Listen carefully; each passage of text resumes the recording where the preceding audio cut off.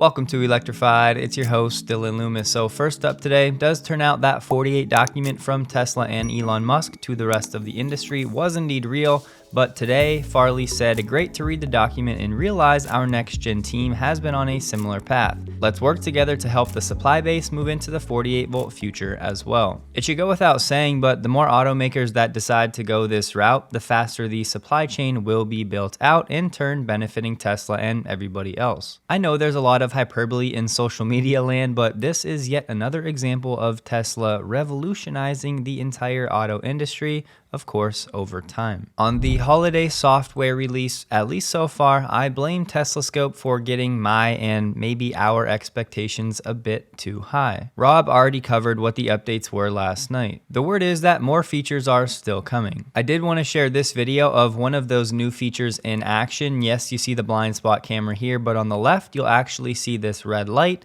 that turns on when there is a vehicle actually in your blind spot. It would be cool if there was an option to turn on or off a quiet chime in addition to this light turning on, so you don't have to take your eyes off of the road. Just a quick PSA, I'm not sure how widespread this is right now, but just so you guys know, one user is reporting that they tried to change their reservation, but Tesla said a few days ago they changed the policy. Now, if you change your reservation, you will actually lose your deposit. Nothing major, just something to be aware of. We talked about the press release yesterday, and now we have some pictures of a new service center in the south of Sweden for Tesla, this being reported by Esther. She also shared some images with the news. At least for now, it seems like Tesla does not have any intentions of leaving Sweden. That's despite the fact that right now things are still not going Tesla's way. Today, Tesla lost a legal battle with Sweden's postal service. PostNord now, for the time being, does not need to deliver license plates to Tesla that are being blocked by the Postal Service's workers. You may have heard a Danish pension fund was selling Tesla shares as part of the sympathy strike. That number, though, is only just south of $69 million.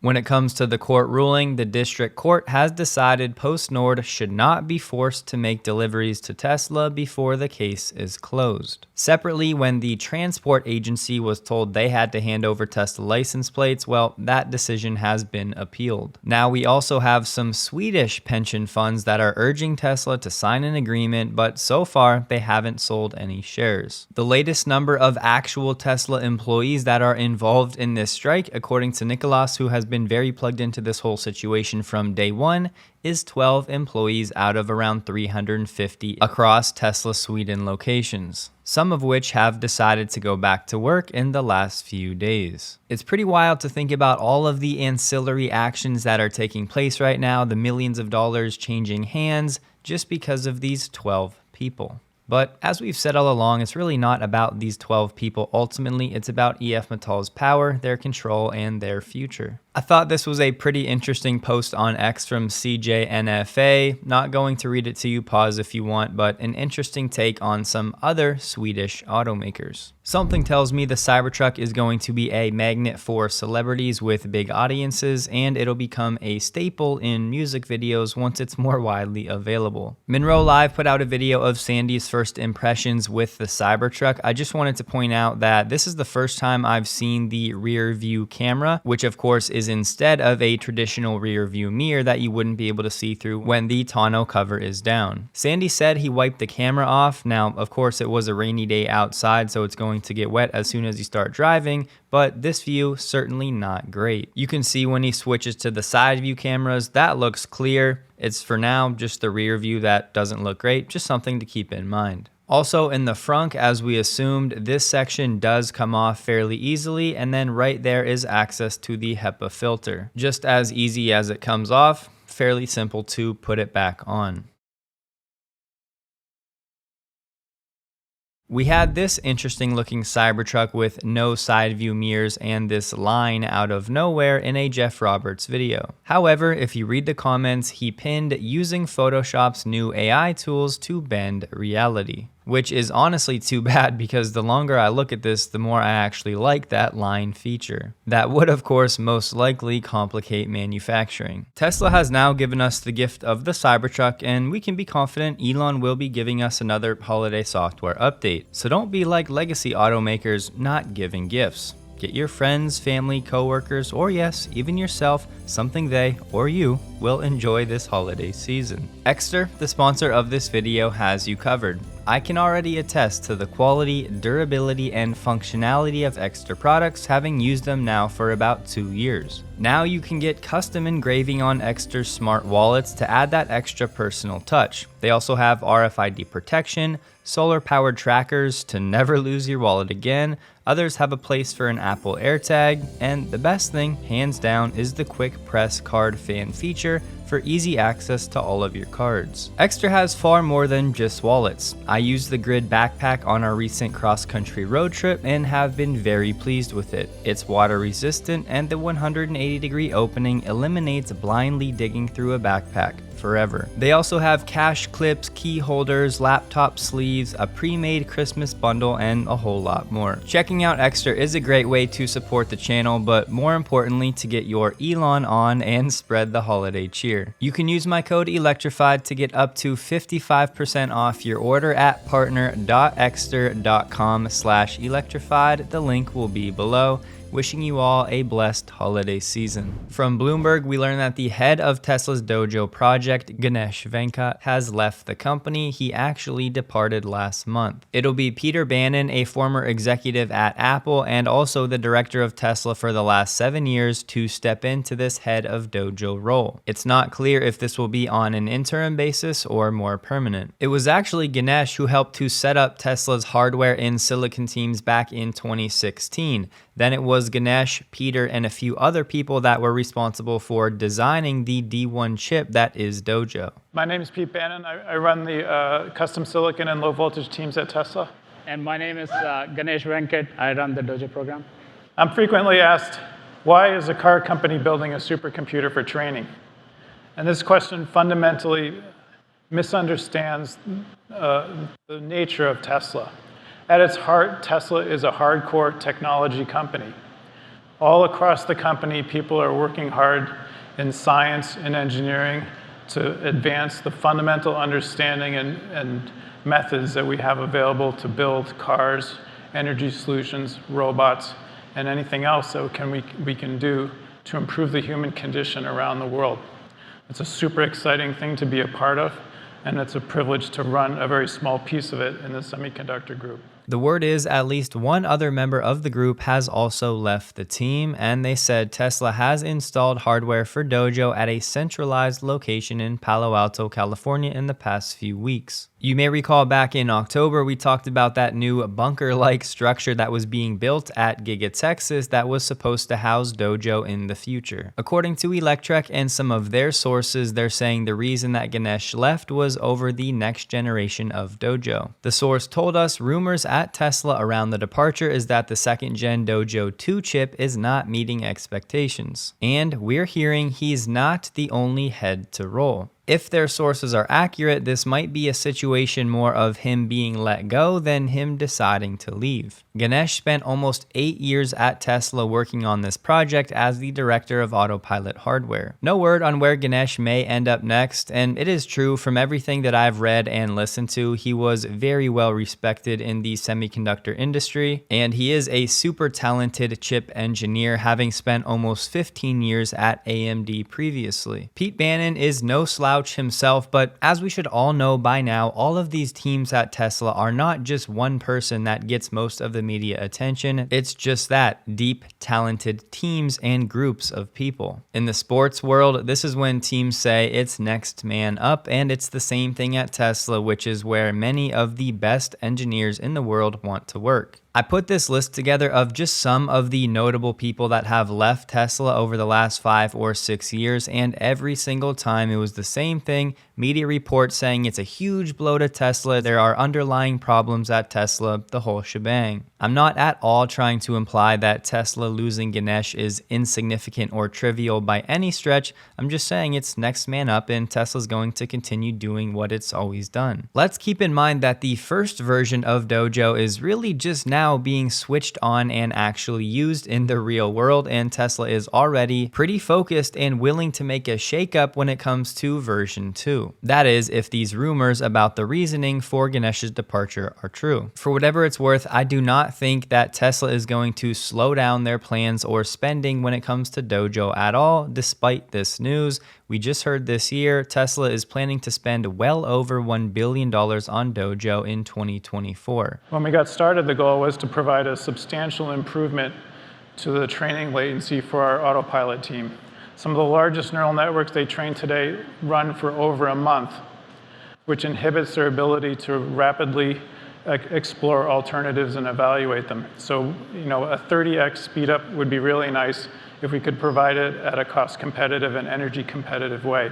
Honestly, though, we have to tip our caps to Ganesh for his contributions to Tesla, setting up this team, and really being a big part of getting Dojo from just a conception to something operating in the real world. Tesla Owners Oregon shared this image of a Tesla taking some serious damage. It's not exactly clear what happened in this accident, but I just wanted to pass along. They said no injuries were reported, and somehow from this mess, the driver was able to self-extricate. Maybe another example of a Tesla saving a life. I'm pretty sure this is one Tesla crash that we won't hear one word about from the mainstream media. Tesla and Elon are still being wooed by the Prime Minister of Thailand, who showed Tesla executives around industrial estates in the country last week for potential investment. He said, "I went out of my way to entertain them so they would fall in love with Thailand. They're looking for around 320 hectares of land. That's about 790 acres. He's also confident that Tesla will eventually invest in Thailand. Right now, there is a government subsidy in Thailand for electric vehicle sales. That's about $4,200 US.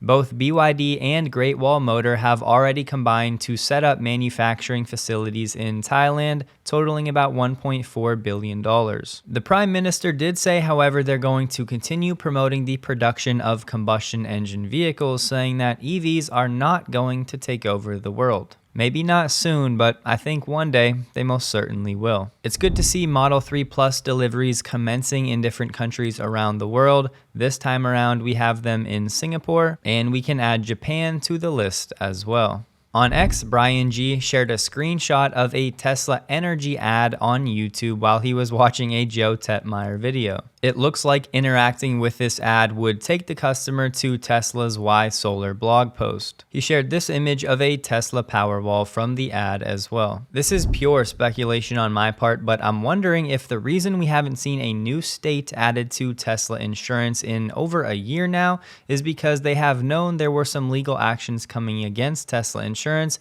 This time, it's for those false forward collision warning alerts that were causing customers to pay higher rates than they should have. Just a timeline to keep in the back of your mind, the first hearing for this lawsuit is scheduled for January 2024. Here we have a Finnish telecom company saying that they can halve their network electricity costs by using battery energy storage, specifically in the form of a virtual power plant. Doing so can halve operators' electricity costs while helping the integration of renewable energy into the wider market. A spokesperson added that this solution could be made suitable for any market. At present, the way the Northern European markets are operated and regulated, Nordics, Belgium, Netherlands, Germany, France, UK, they're all suitable. With EU harmonization of electricity markets proceeding, the EU 27 nations should all be good ground for distributed energy storage in the next years. Additionally, they're confident the DES VPP can be set up to run on any distributed energy storage network, including industrial or residential sites. It really becomes more of a no-brainer with each passing month. The ability to drastically reduce costs for all of these companies to get good press for going green, and the ability to get a bunch of free money from government subsidies for this technology. I've been reading up on this Hyundai and Amazon new pilot program for them to sell cars on Amazon. It sounds like both of the companies still don't really know how this is actually going to work. Despite that, the plan is still for these companies to start that 6-month pilot program next month. Just something to keep an eye on, as I'll be pretty interested to go click around and see what the experience is like. The UAW is giving it their best shot, as they said they would. Right now, they've signed up more than 1,000 employees at VW's shop in Tennessee. This non-union shop now has gained the support of more than 30% of workers at the site. Since they crossed that 30% threshold, it sounds like those workers are now going to go public with their efforts as they look for more support. The next milestone they would need to hit is over 70%, which is certainly a big jump. If they can pull that off, and the company's management declines to voluntarily recognize the union, then they can actually hold an election. But for now, just 1/3 of workers at the site in Tennessee have signed UAW cards. We have Bosch, the world's largest supplier of auto parts, looking to establish a chain of franchised independent repair shops. Bosch is targeting these independent shops that would come under the Bosch brand, but they would still be independently owned and operated. The reason I'm sharing this though is because they said this: absolutely, we are targeting to help workshops transition from all of the technology we know today, what's already here, to what is coming. That includes electric vehicles. As we just talked about, the more body shops we have that are trained on electric vehicles that can supply EV parts, the sooner these EV repair costs can begin coming down. And the entire repair experience for EV owners will get that much better. This one was kind of funny. In an interview, Bosch was asked about the software packages that these franchisees will get to use. That's because the last independent shop that person went to used a chalkboard to track customers' cars. It sounds like Bosch will at least be trying to bring some of these independent shops into the Tesla model of using a mobile app, online scheduling, and taking advantage of the software we now have. This is definitely something that will most likely move pretty slow and take time to actually implement, but hopefully at some point it does catch on. Stellantis, whose CEO just got done bragging about being profitable with their electrified vehicles, just signed a partnership with Ample. This battery swapping partnership is going to start with Fiat 500 EVs in Madrid in 2024, but this system could later be used in other Stellantis vehicles or fleets. And just like NIO, they're touting just 5 minutes for a battery pack swap, but they're saying theirs is a little different. Their CEO said what sets us apart is the modularization of the battery. It can be adapted to other platforms and simplifies the robotics at the swapping station. We can make our battery work in any vehicle exactly as is. What we really have here is Stellantis throwing something at the wall to see what sticks. They said this partnership with Ample is part of their strategy to explore all avenues of electric mobility. We see battery swaps as helping to fill the pie. Ample themselves have 12 stations installed in San Francisco and 4 in Madrid, with an additional 9 expected. We have Stellantis looking to copy NIO, who is still struggling to turn a profit. You know, you would think these legacy companies would just laser focus on Tesla because they have a proven successful EV business model from top to bottom. And guess what? Around a decade ago, Tesla actually tried the battery swap system and came to the conclusion it's just not the most optimal way to do it. But apparently, Stellantis wants to try it themselves. Just so you know, the House did vote on that legislation that would bar the EPA from pursuing any rules that result in limited availability of gas-powered cars. Now it'll move to the Democrat-controlled Senate, where it's not expected to get much traction. Even though some Democrats did actually vote for this bill in the House, the White House is already threatening to veto this, saying it would catastrophically impair the EPA's ability to issue auto regulations. The legislation being attacked here is where those emission limitations are actually looking to be ratcheted up, for which the final rules are expected early next year. For those interested, Grok, which may one day be integrated in your Tesla, is rolling out to X Premium Plus subscribers with the latest app release. Here we have Elon still fighting, this time asking the Supreme Court to invalidate his agreement with the SEC. Yes, the one where he has to get his posts on X about Tesla approved before posting, saying they violate his First Amendment rights. A federal appeals court rejected Elon's pleas over the summer. We'll see what happens this time around. You may recall, over the summer, we talked about Tesla partnering up with the Mohegan Sun in Connecticut to actually have a sales and delivery center,